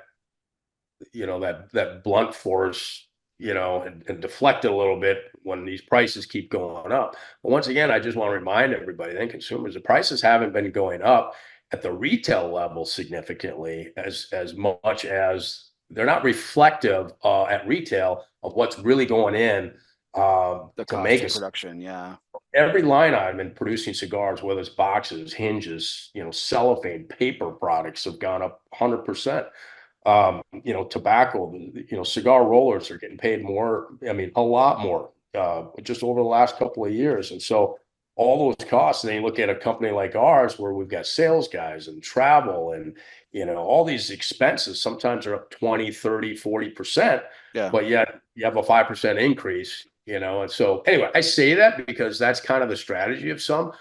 We're producing a $25 cigar, not necessarily to lift the other brands, but just to create something special. And we're obviously going to elevate the packaging and all those kind of things. But Well, I think it defines the portfolio in a lot of ways. $25, especially in today's market, is not obnoxious. The 12, I would say the 12 to 15, which your core kind of falls into, Mhm. is certainly more expensive than I would say the mean was 10 years ago. It was at 8 Yes. to 9. But I think your portfolio is representative of the collective majority of a humidor. And I think that's when I typed my ad for tonight's show, I talked about how Crux is really what's really happened in the last 10 years is Crux went from the new kid on the block. And you admitted to you've admitted it several times tonight where you've talked about you're still babies, and that's fair at 10 years. But what you've done in 10 years is you've gone from the unknown / new kid on the block to really cementing, like, everybody knows who Crux is. It's the presence at the trade show. It's not an obnoxious presence. Your booth is never the largest, but it's consistent. You're there, you're present all the time. You dedicate a lot. You've mentioned a couple times tonight, you dedicate a lot to the people who attend that show. You're very loyal to brick and mortar. And those are all behaviors and practices that brick and mortar retailers appreciate. And that's why I think you've cemented yourself as kind of a premier boutique brand within the industry, where you're not so much unknown anymore. You might be new still, but it's a firm brand that a lot of people can go into with confidence and say, hey, I want to give, I've carried Crux for a long time and they do great, or I want to give these guys a shot and know that they're going to get something of superior quality in return, which is really good. But the interesting flip side of that, and I think this is cool too, because even your approach to this project, the Marblehead, was, again, kind of bucking of the status quo. You don't have a quote unquote budget cigar in the market. Well, your cigars I would argue, are very budget friendly.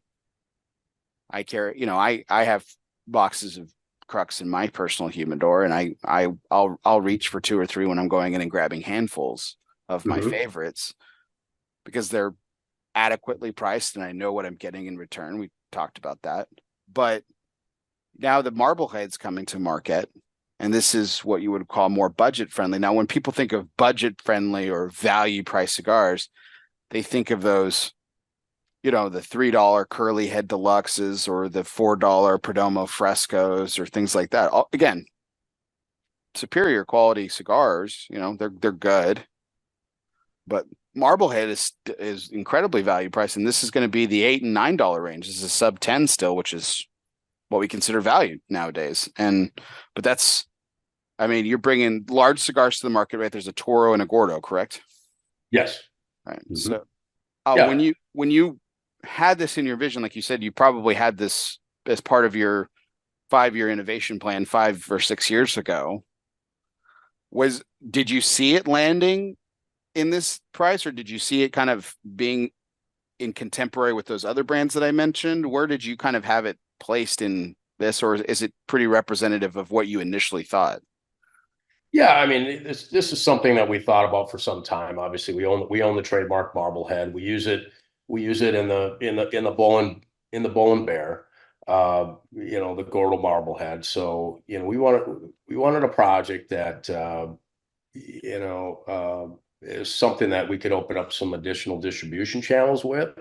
It's really getting, sometimes it's brand awareness, but we didn't want, a medium filler, or, Cuban sandwich filler. We didn't want, an apprentice roll or a bundle made cigar to hit that lower price point.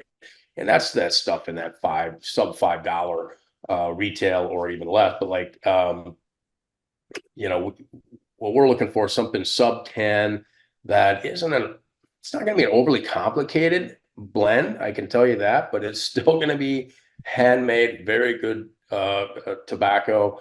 And with that marblehead finish on that cap, which takes a little more time, a little more effort. But once again, we want that cigar to probably push into some trade channels that we're not going to allow some of our other brick and mortar only cigars to get into. And that's just a cigar that can kind of go everywhere, that kind of promotes the Crux name. But we also want to make sure that, I can tell you, we're never going to produce a cigar, put a Crux band on it if like we wouldn't enjoy it ourselves. Mhm. Right. And because at that point, it's not about the money. Like we still want to be able to, smoke the cigar, enjoy it and go, wow, yeah. I mean, that's a decent cigar for $8, $9. Is it going to be of the quality of our $12 to $15 core line? No, but it's going to be pretty good. Still going to be a good experience. And that's just something we kind of needed to get in some other trade channels. And so, if that makes sense, Mhm. will it still be price protected? Yeah, be price protected, but it's not for every retailer. There's a lot of retailers as we go across the country now that we actually have our own sales team. There's some stores that will say, gosh, I mean, your cigars, even at $12 to $16, it's kind of a little higher than what our customers come in and buy. Well, here's an option for you. We have other retailers that say, we don't want to sell sub $10 cigars, certainly not a sub $10 Crux cigar. That would be Michael's, right? I mean, Yeah. he doesn't want that marblehead, right? Yeah. So it's not for everybody. It just kind of rounds out the portfolio. We try to round it out in flavor, and body, and now we're trying to round it out more in some of the pricing, low to high, and so that's what that project is. And Yes. the marblehead will come out. The original release will be a Habano version. Mhm. You might see a Connecticut, you might see a Maduro, you might see some other things kind of in that sub 10. But once again, we're only going to do it and continue to grow it if the quality's there, Right. So Yeah, Mike Peacock for a number of years that I worked for him. It's been a number of years since I worked for him, but he's some of his mantras and mottos have always stuck with me. And one of them, he always said, even 5-6 years ago, was like, Bear, the last thing this humidor needs is another $9 cigar. Doesn't matter how good it is. right. Yeah.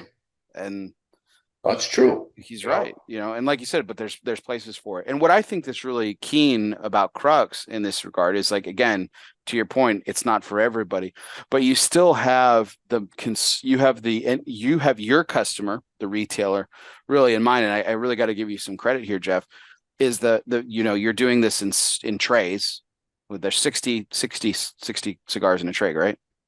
60 cigars, yeah. Yeah. Yeah, 20 singles, 4 or 5 packs, and a bundle of 20. Yeah. So it's a 3 commitment. points of purchase in each tray. So it's a commitment in terms of real estate for the sake, but it honestly, a crate of 60 or box of 60 or whatever you want to call it is going to eat up a lot less space than, even 2 facings, or 3 or 4 or 5 or 6 facings of something else in the same price point. So I really like that concept and that model, because you're you're thinking of the retailer, which Yes. is really cool. Mhm. And I think a lot of manufacturers, unfortunately, I think they come to market with projects that are really cool, and they don't really necessarily think about the retailer. I think they think about the retailer in terms of, hey, look at the ROI you'll get on this really cool innovative brand or blend, but they don't really think about the the one of the most complex issues is how do I Jenga this box into my already limited real estate. My That's right. my most famous, and I love this brand. They're my favorite. They're the reason I'm here today. And Lito Gomez is a personal hero of mine. But Lennox and the Solis, with those round, really cool boxes, just is not conducive to a retail space. It's just not. It's a cool statement piece. It's great, but it just Right. isn't. It's just not conducive to the retail space. And Well, and those are things we look at all the time. We're always looking, once again, we're always learning and growing, and we're trying to, for example, our dress boxes, at retail, obviously every retailer has different angled shelves, and people try to bend those lids back to, and those hinges, the screws might pop out, and so we're working on that right now. We're looking at a hinge. And I'm waiting for the final sample before we put the order in, but a hinge that'll actually be able, the retailer will be able to position that lid at any degree without it falling back or slamming shut. And so, once again, just little things like that we're trying to improve all the time. And absolutely, and any retailers that have, we're at, and that's the thing I think my guys do a good job at is to say, what do you see in the humidor that's working well? Why is it working well? Having a high quality cigar with, good flavors is one piece of it, of course. But like what's standing out in the humidor and how's that display look? And, most likely you're not going to see us come out with a jar, right? And I love jars. yeah, I mean, I think jars look cool, particularly ceramic ones. I mean, I think they're beautiful, but for yeah, retailers, most retailers, I'm not saying all, if you have a flat table, a flat shelf dedicated for cigars that need a display that way, it may work, and it reminds me of that old brand. I don't know if it might be before your time, but in the 90s, it was really cool. It was an old brand called Mi Cubano. oh Do you remember yeah, that? yeah, With the cigars that sat in a tray vertically, right? And it looked really cool, but just horrific to try to display. yeah, Uh, but it was uniquely different, But I think you can I personally think you can kind of push that design a little bit to a little less retailer friendly if they're limited, collectible, those kind of things where you'll have a customer that buys the whole unit, box, jar, whatever display it is. But if it's a cigar that's being made on an ongoing basis, I think you really got to look at how are we displaying that, and those are the questions we have. yeah. I think so. Absolutely. Well, Jeff, I have a couple more questions here before we get into our last questions of the evening, which are all of our fun segments. But just back to Crux for 1 second. We talked about building the team, and you guys have been really rolling out slowly, acquiring the services of different reps. You mentioned Sam was, I think he was the second representative of that you actually hired on full time, for a specific territory and everything.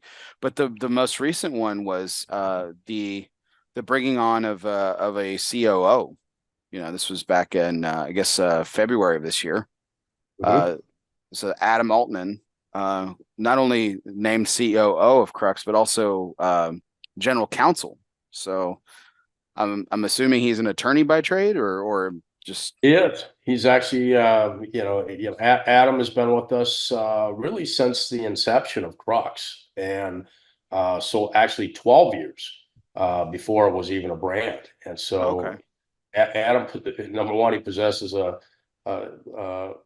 high level enthusiasm for this industry. He's got an incredible knowledge of brands from every country, and and he has a lot of fun kind of going after, trademarks and those kind of things. So yeah, he's been our hired counsel, over the years, and he and I have been talking over, well, the last year and a half. And bottom line is, I kind of, as we're growing, now we're near 10. This is a big year for us. It's not just about creating a new cigar. Astoria is in our 10th year anniversary, but it's really building a stronger foundation for the next 10 years. And so what does that look like in our relationships and manufacturing, in our IP, our trademark portfolio, as far as how we run our business, and our business operating software, our ERP, our CRM, our sales tools for our sales staff.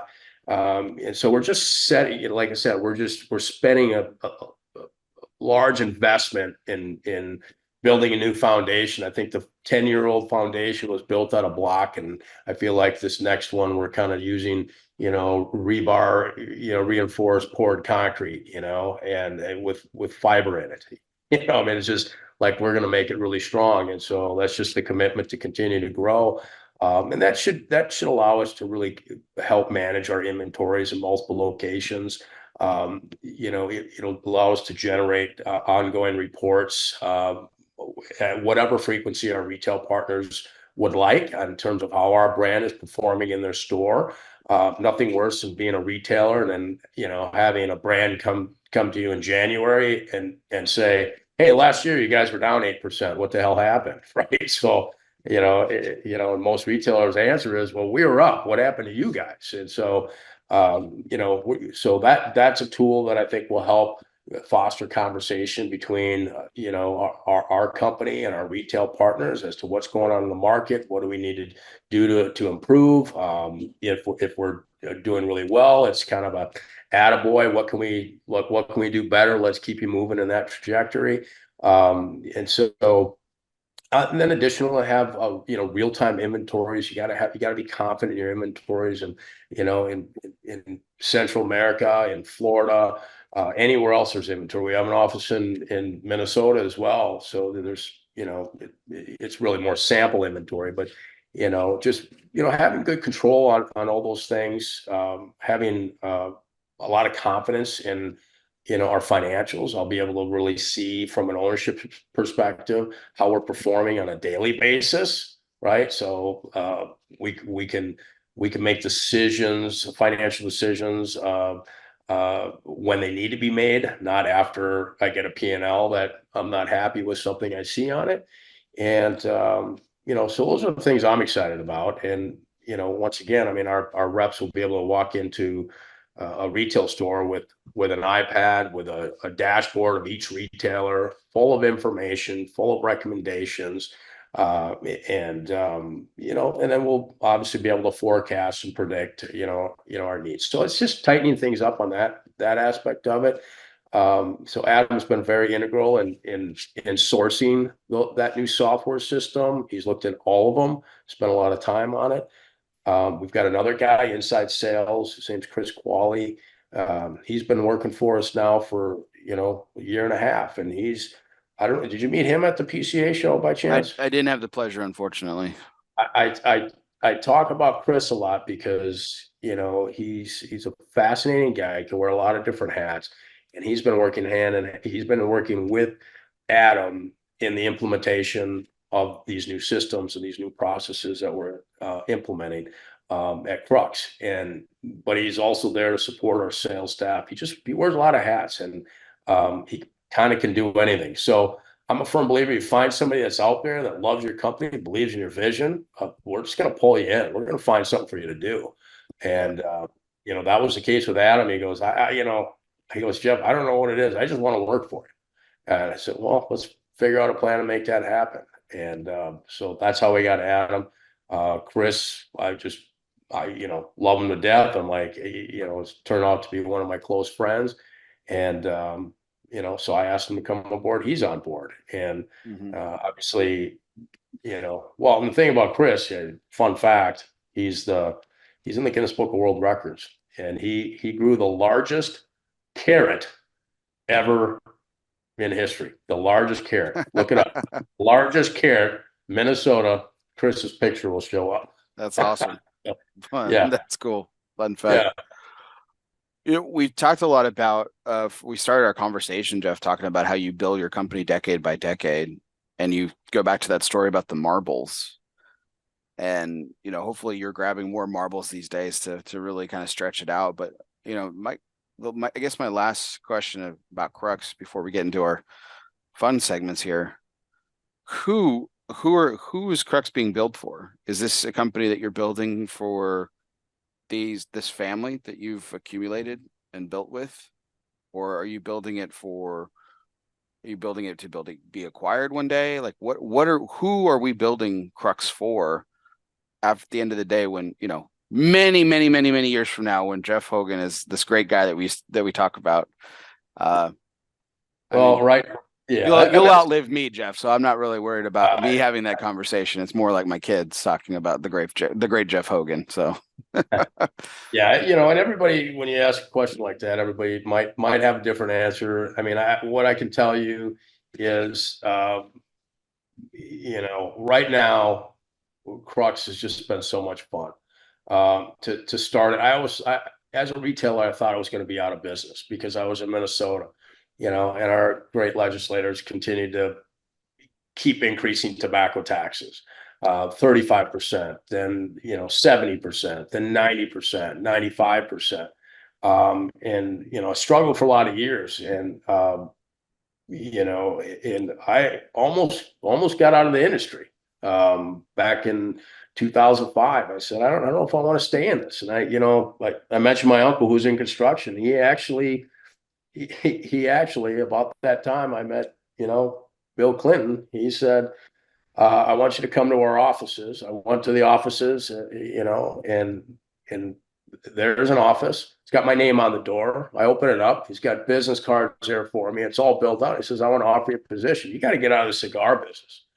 You're not going to make any money at this. And, and I was dumb. I said, well, give me some time. Let me think about it. So I thought about it. And I thought about it for 10 minutes when I got in the car.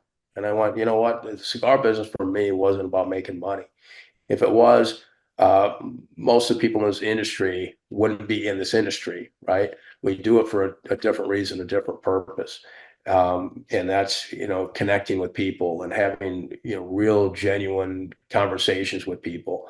So who am I building it for? I'm building it because I'm having more fun than I've ever had.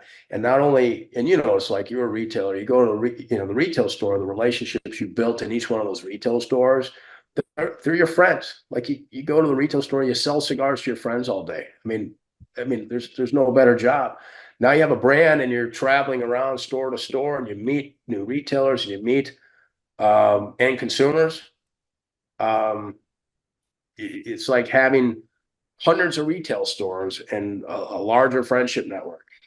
So that's the beauty of why we do it. My family's involved. These other guys are involved.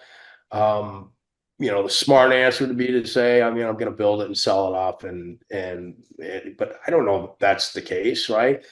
The first thing, a book I read many years ago, build a company to sell, right? Doesn't matter what you do with it, but you always build a company to sell it. And if you do that, you make good decisions along the way. You build a good foundation, good processes, hire good people, because you want the ability to sell that company someday. There's companies that do just that, and then they realize, I can't sell it. This is our life. This is too much fun. We're doing fine. We're making money. We're living the American dream. Mm-hmm. So to each their own on that part of it. So I don't know where it's going to go long term. I've got Casey and Tony who are involved in the company. I've got other guys that work in the company. My kids themselves, it certainly isn't being built to hand down to them. I want them to find their own path. If that path leads them to anything that I'm doing, so be it. But I want them to, but it certainly isn't going to be, hey, like, go to high school, go to college. This is your path, right? I think they all, as you know, like whether it's education, sports, or careers, everybody has to find their own ambition, right? And something that drives them, something that they, you can call it passion, but I'm just going to call it ambition, and, but, we're all in this right now because we have ambition to grow a brand in what I feel is the best industry in the world, where I've got some of the deepest and fulfilling relationships than I've ever had in my life, and so yeah, we plan on we're going to do it for quite a while. We got a lot of stuff left to do, and we're going to do our part to fight anything at the legislative levels, both at states and federal. And we do need to get more involved in that. That's on our agenda as well, to be more involved. So yeah, it's worth protecting, right? I mean, this is, like I said, I think it's the best industry in the world. And so that's why we're here. I've never asked this question so bluntly, Jeff, but I will tonight. And I don't want you to get in the weeds or the details of it, because I don't think that's appropriate, but you own two businesses, very successful businesses. Have you ever been approached does anyone ever came to you with an offer? Yeah, there's always chatter there, and as far as a real offer, no. Is there chatter? Sure. But I mean, selling and you can talk to retailers. I mean, unless you have to get out of the retail business, selling a retail store is, unless it just simply doesn't make money, there's no real reason. I've talked to other successful retailers around the country. Why in the world would you sell a retail store that throws off net income? And so you're going to go sell it for X, you're going to pay the taxes, and you're not going to have that business generating that income annually, as far as Crux, no, I mean, I'm sure there's some rumblings, but like we're once again, we're too young. We've got a lot to do, and it'll be, like I said, we have no interest. So we love what we're doing. We got so many years left to do it. We just want to, grow with the business and help the industry, and, but yeah, anyway, I'm starting to get in the weeds. I'm not going to do that. That's cool. That's awesome. That's great to hear, Jeff. Because I'm a big fan of what you guys do, and I'm really excited about the future of your brand. So that for the fan in me, it's really exciting because I really want to see what this journey unfolds with. And I feel like in a lot of ways I'm growing with you. I started from the very beginning.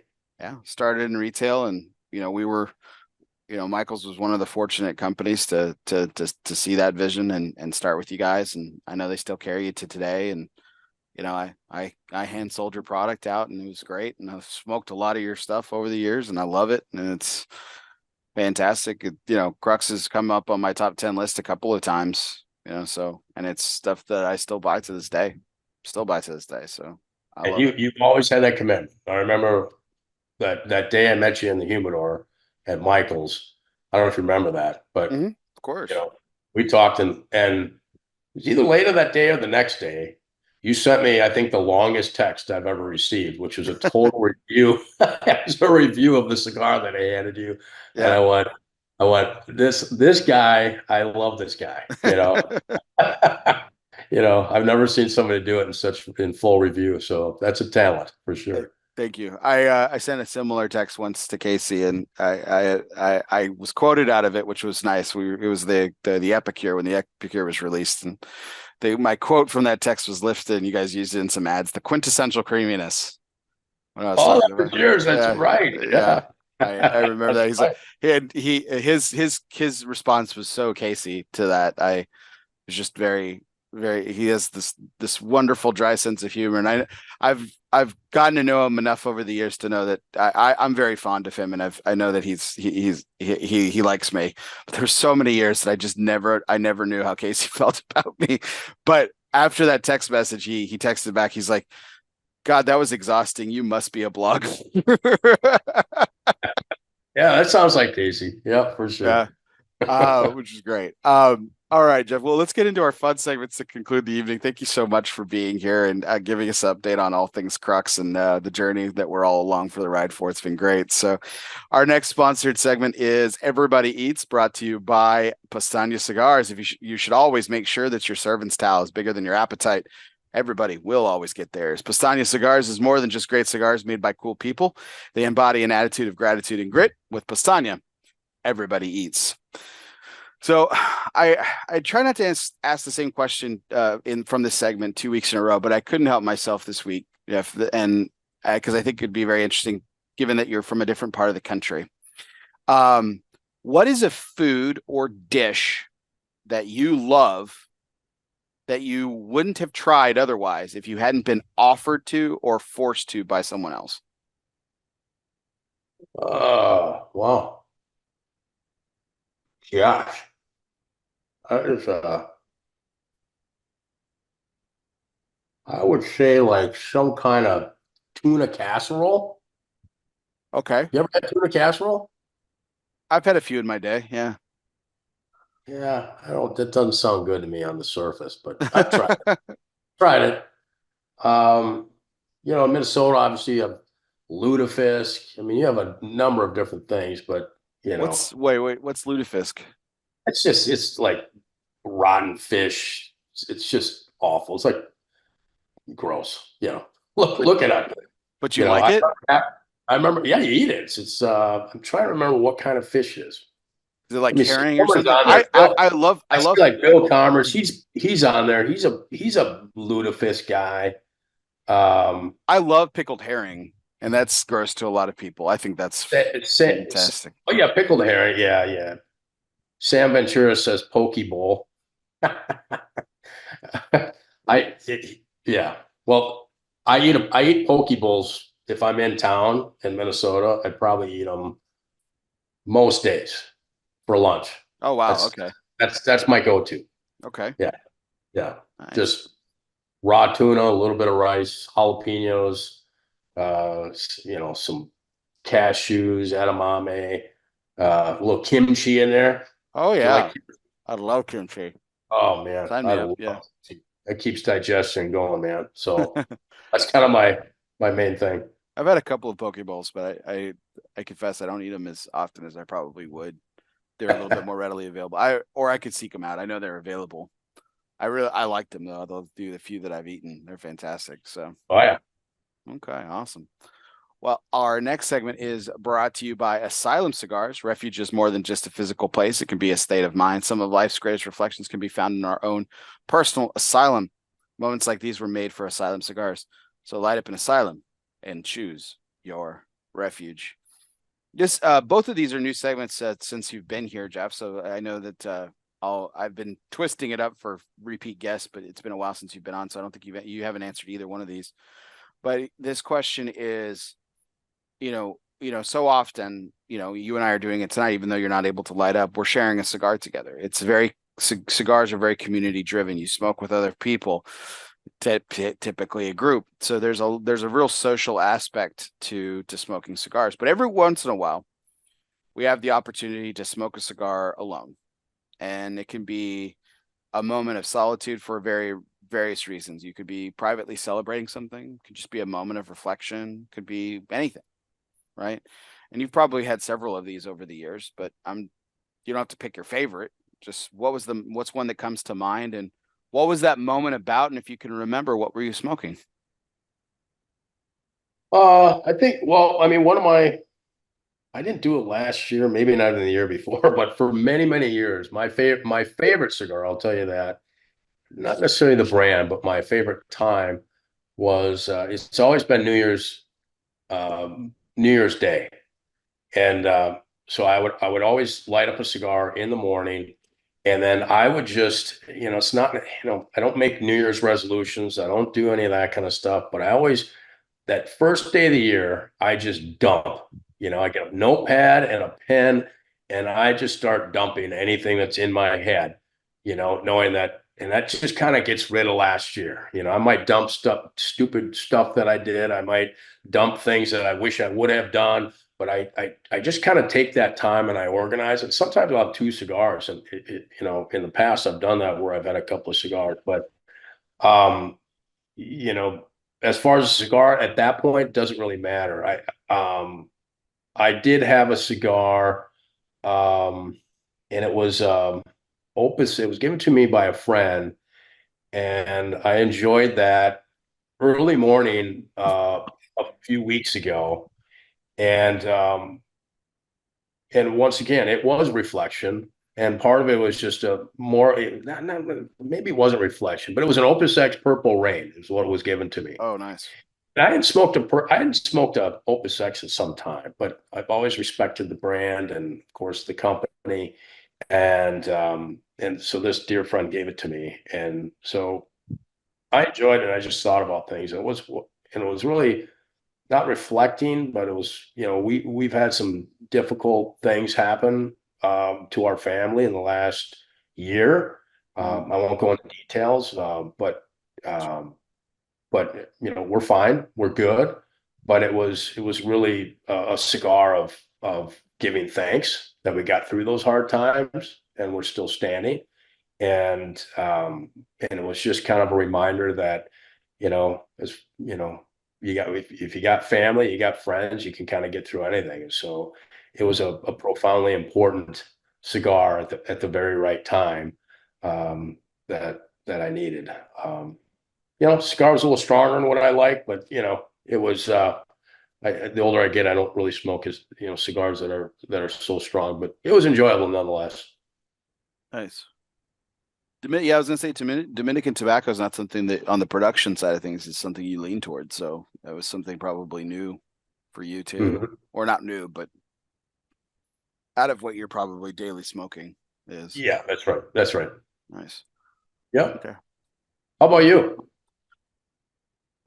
Not many guests actually asked me the question back. So, I would say the last one, um, was, I was at this kind of apex in my career, at the end, towards the end of last year. I'd been with the company I'd been with for almost a decade, and for a number of reasons, it was likely coming to an end. So I was weighing some opportunities and some other things, what I wanted my career to do and what I wanted to go towards and stuff. So I had um a cigar, the 2008 Florida selection, special selection from Davidoff, where they use Hmm. FSG tobacco, and really really enjoy that blend. I only have a few left in my collection, but I lit that cigar up and I just started thinking about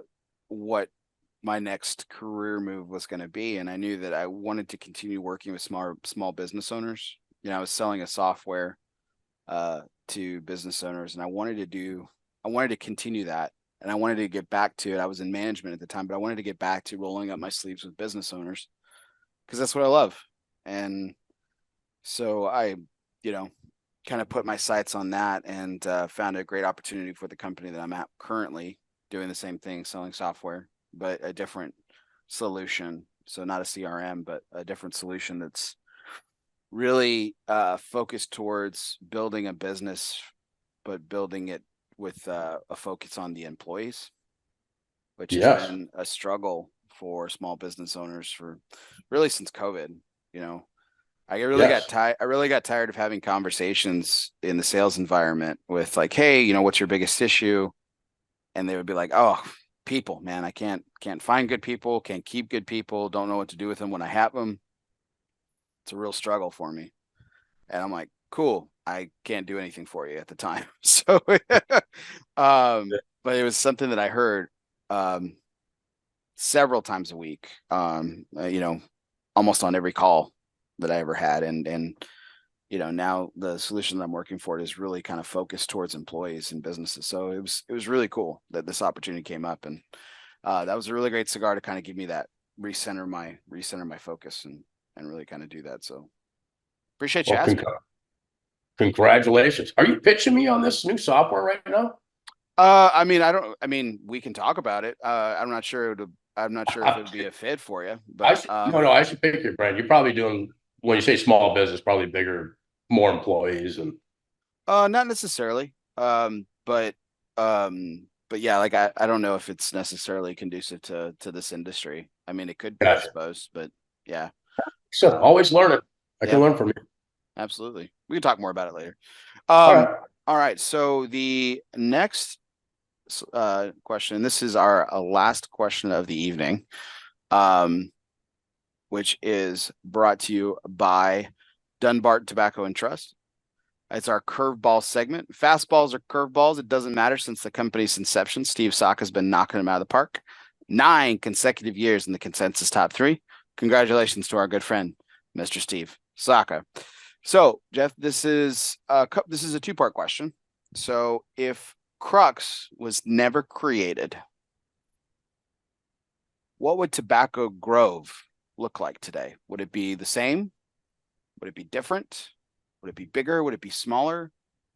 It's an open-ended question. You take it however you want and answer how you want. Yeah, Tobacco Grow would be the same. Yeah, it would definitely be the same. I mean, since Crux, we've done Tobacco Grove obviously expanded about a year and a half after Crux was born.